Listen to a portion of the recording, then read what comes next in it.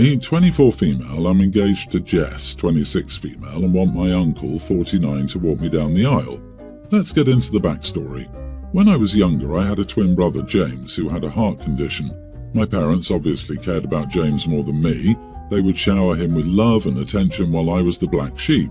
Eventually, when we were 9, his condition got worse, so he was in and out of the hospital. My parents then shipped me off to live with my uncle and his wife, Sarah, 46. It was the best thing to ever happen to me when I started living with them. My uncle and his wife gave me love and attention, something I'd desired for the longest time. Eventually, my brother got better, but they never came to get me back and completely abandoned me. I hadn't seen them in 5 years. When I was 16, they wanted to contact me, but I didn't want to. My uncle pressured me into it, so I did start having contact.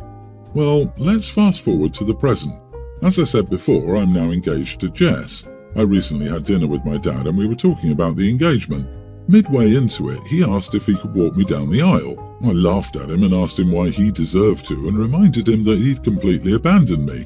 I told him my uncle would be the one to give me away. He and my mom ended up leaving early.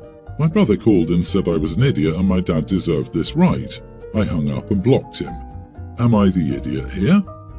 Not the idiot. Tell your dad he already gave you away when you were 9. This time you want your uncle to do the honours. I agree. He's trying to do takesies backsies without doing the work, even to try to repair your relationship. Did they ever ask you if you wanted to go home or try to keep in touch? Of course not, and I don't understand why they would assume you'd be all set for that. Exactly. I get that their son was in and out of hospitals, but they didn't bother to pick her up when he was well. Deadbeat dads don't get to walk their daughters down the aisle. The only right they have at this point is the right to go away. I find the giving the bride away thing outdated, but by traditional standards, if anyone deserves the right to give you away, it's your uncle, as he's been the father in your life. Would your dad by chance be embarrassed if others saw your uncle walk you down the aisle instead of him? Just a guess, but maybe it's an image thing. I'm baffled by the very different treatment of children by the same parents. One is showered with care, the other is ignored for 7 years. Feels like there's a piece of the puzzle missing. Did the parents never want to raise a girl? I disagree. You can have whomever you want to walk you down the aisle. That said, it is worth saying that extremely sick kid versus healthy kid situations are complicated. It can often feel like the parents love the sick child more.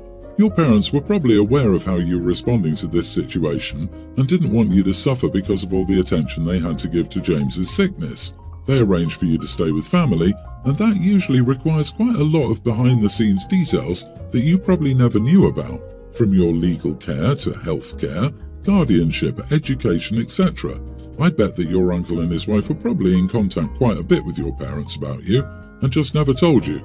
Once James got better, you were already very happy with your current living situation. Selfish parents would probably want to take you back home, but I'd be willing to bet that they had a long conversation about it and figured you seemed happier where you were, and they likely didn't want to uproot your life again, especially if there was any chance of James getting sick again.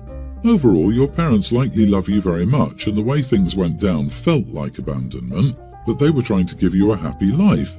So if that's the reality here, then what you said might feel like they're getting punished by you for doing what they thought was best. No. OP, your parents didn't bother to see you for 5 years. So if it felt like they abandoned you, it's because they did. Phone call and basic communication skills exist. They could have contacted OP. No contact was their choice. And then they wanted to come back from the woodwork as if nothing happened and feel entitled to a position they didn't fulfill. If they were the people you're saying they are, they wouldn't be offended by OP's choice. They didn't want the walk, but they want to talk the talk about being OP's parents. My husband and I have 3 children, a teen son, a tween, and a young teen daughter. Our son got a part-time job as a lifeguard at a pool. It was a good job for him, he liked it and was happy to have the money. The issue was his boss was an idiot about giving time off. Our family takes a yearly vacation to this little beach house we rent for a year. We've done this since the year I was pregnant with my son. Of course, the kids all love it and look forward to it. Well, my son told his boss about the week he signed up, but he denied it because that was only 6 weeks after he started there. We made it clear he was still going, it's just a part-time job and there are a million of those.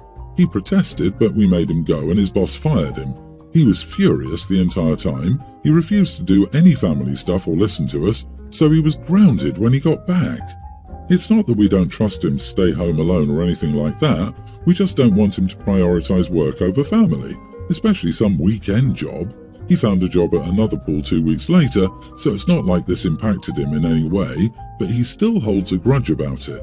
He claims we didn't respect his choices, and he's right. We don't respect him trying to choose his job over family time, though we don't hold it against him since he's just a teen. You are the idiot. Look, you forced him to go on vacation, costing him his job and income. Then you grounded him for being upset. Unless you offered to make up his income, then I don't see how you were being fair. Did the kids love yearly vacations, or do you? You made him lose his job. He's a teen. It's not like he's prioritizing work over vacation at his age. He's just starting to get started, and now he's got a job that can't be used for a recommendation. What have you accomplished here? Your son was fired, made the vacation worse, didn't enjoy any of it, and has learned you don't respect him. How exactly is that valuing family? You should apologize if you hope to see him after he graduates. Not only are you teaching your kid that strong work ethics aren't important, but you're also teaching him that his negative emotions aren't valid. He's angry at you because he's trying to become independent, and you're actually holding him back in a very controlling manner. Are you trying to keep your little baby from growing up and becoming a man, Mama? He's not a little boy anymore, and he had a commitment elsewhere. Then you punished him for being justifiably upset when he was fired. Allow your kid to grow up. Then you need to let go. Last week, my wife, daughter, Lizzie, toddler, and I had dinner with my family. We were there to celebrate my brother's engagement. My parents were hosting the dinner at a restaurant. It was the first time my wife and I met my brother's fiancée, Anna, as we don't live near my family. My wife is deaf and wears hearing aids. My family is aware that she's deaf. My parents have learned a few signs so they can interact with her. As she's deaf, we've been teaching Lizzie sign language. When we're in loud environments, my wife is often overwhelmed by all the noise and turns off her hearing aids. When this happens, we tell Lizzie in advance, and she knows that if she needs her mum's attention, to either stamp her feet or bang on the table so that my wife can feel the vibrations and know that Lizzie wants her. When we got to the restaurant, it was loud, so my wife told me she was turning off her hearing aids and would just lip read. My brother and Anna hadn't arrived yet, but my parents were there and they apologized for the restaurant being louder than they expected. My parents understand why she turned off her hearing aids and tried to pick somewhere quiet. When my brother and Anna arrived, I told them that wife had turned off her hearing aids. Brother just rolled his eyes while Anna had a slight look of disgust. Anna sat next to my wife at the table, and Lizzie was on the other side of my wife. Partway through dinner, Lizzie banged the table next to wife, wanting her attention, but as wife was conversing with Anna, she didn't respond to Lizzie straight away. So Lizzie banged on the table a second time, and she got my wife's attention to be taken to the toilet. While they were gone, Anna snapped at me, telling me that we needed to teach Lizzie not to be rude. I tried explaining that this is how Lizzie got her mum's attention when she turned off her hearing aids, and we encouraged it, but Anna continued that this was rude and we should parent better. Anna referred to my wife as being defective, so I made the decision for us to leave. I apologized to my parents, offered to pay for our meal, and picked up our belongings. My parents insisted that Anna apologize, but my brother agreed that the table banging had been rude.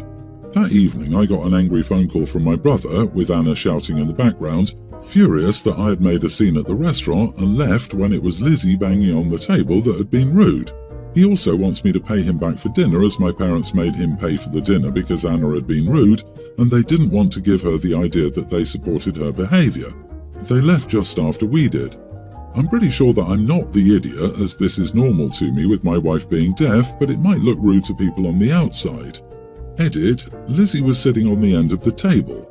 My wife was to her left and I was to her right.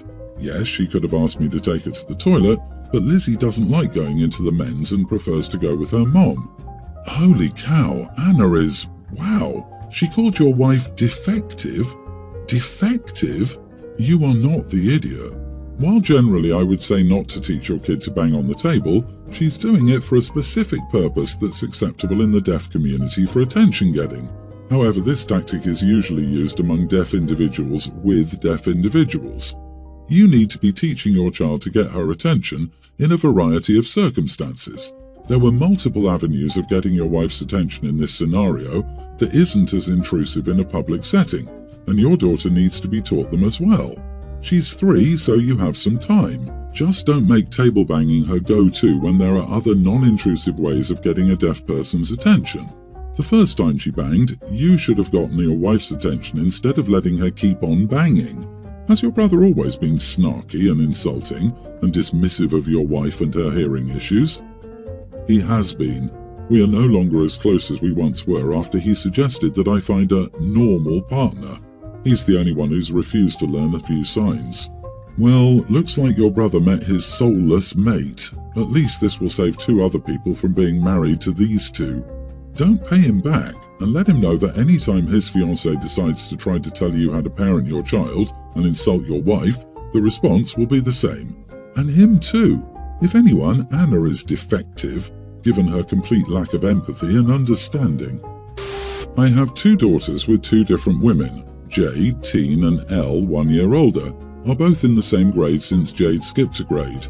Jade is very smart and extremely competitive, while Elle is not competitive. A while ago there was a test in their school. The test covered all of the subjects that they've learned this year, and all of the kids in their grade had to take it. Yesterday they got the results. First, Elle arrived and happily told me that she was 17th in their grade. I told her she did a really good job and I was proud of her. Then Jade came and she was crying her eyes out and went to her room without saying anything. I thought something bad had happened, but Elle told me she was crying because she became 2nd in their grade.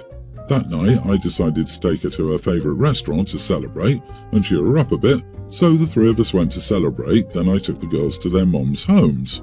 An hour later, Elle's mom called me to tell me that I was an idiot for only celebrating Jade. I told her that it's not like we ordered cake with Jade's name on it, or didn't take Elle with us. It was just dinner with both of the girls, and Jade was the one who was upset and did a better job, so, of course, we would go to her favourite restaurant. Am I the idiot for only celebrating one of my daughters? You are the idiot. It's totally normal for one child to excel in a certain area and another child to excel in different areas. You're supposed to show love and appreciation for both of your daughters, not the one you believe is better at something. You celebrating only Jade's achievement is such an idiot move, especially having Elle there the entire time and not celebrating her for something she equally participated in. Elle's bubble must have really burst when what she thought was a huge achievement was overshadowed by her sister. My daughter raised her math grade from a D to a B. My son came home with his usual straight A report card, apologising that his reading was only 92% this quarter. Guess which one got to choose for dinner? Both. They both did a great job. So Friday she chose dinner and he chose dessert, while Saturday he chose dinner and she chose dessert. It would be so easy for my daughter to feel inferior to her brother. All I would have to do is praise him for his usual straight A report card and barely acknowledge her improvement. Kinda like you did with your girls. Instead, I highlighted both accomplishments equally. Next time I promise you she won't even tell you how she did. She already knows you don't care.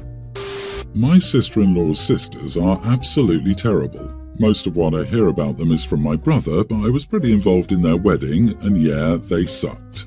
Anyways, sister-in-law gave birth to twin boys 6 months ago. Her sisters still need to meet them, but my sister-in-law does send them pics. She usually only sends pictures of the boys, but apparently she sent a family one with her, and the 2 sisters started to make fun of her weight, of being the odd one out in terms of looks, and yeah. Apparently my sister cried a lot and my brother blocked them from her phone. Sadly, the damage was done. She became very self-conscious of her weight. She's now on a diet and exercises way more than I think is appropriate. She's already lost a lot of weight, but I don't think she plans on stopping. My brother's trying to support her and tells her she shouldn't listen to her sisters. She just tells him they're right and doesn't understand how he's okay with her appearance. She unblocked her sisters behind my brother's back and texted them often for advice, which is just them shaming her. I only know about this because her phone was blowing up, so I grabbed it to give it to her and noticed the names on the notifications and asked her. She admitted it and begged me not to tell my brother. She told me to keep it between us girls, claiming my brother wouldn't understand. I just said sure, but my brother told me she's getting worse and it was really depressing. I told my brother. He was very thankful. I don't know what happened between them, but my sister-in-law called me sometime later and it was clear she'd been crying. She said that I promised to keep it a secret and she couldn't believe I'd broken her trust like that. She said she was even more offended that I didn't trust her and told on her like she was some baby.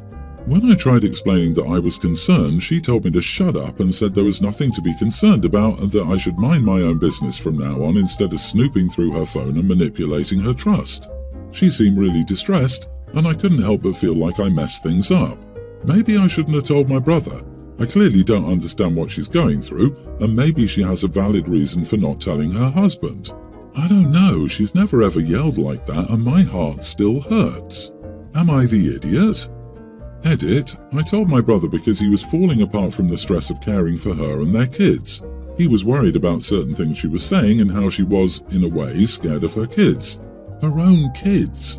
She thinks those little babies care about how much she weighs. I don't know. Her sisters are fueling this, and "what would your kids think" sounds like something they'd tell her, so it didn't feel right not to let him know. Not the idiot. Your sister-in-law needs professional help. Maybe she suffers from PPD. Her sisters influence her mental health badly, but she relies on them for external validation. A therapist could help her unpack that.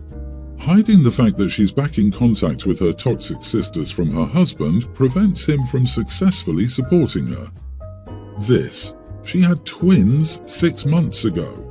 The things her body went through to get those boys here safely was no easy task, and she nor anyone else should expect her to be back in shape so soon. I'm not sure if she's breastfeeding or pumping, but that's another reason she needs to support and love herself. Her sisters are either jealous or just evil. Your brother is worried about his wife. Men can also have PPD, and it may be affecting him as well. So many things can happen mentally in this postpartum period. I hope your brother and sister-in-law get the help they need. You did the right thing.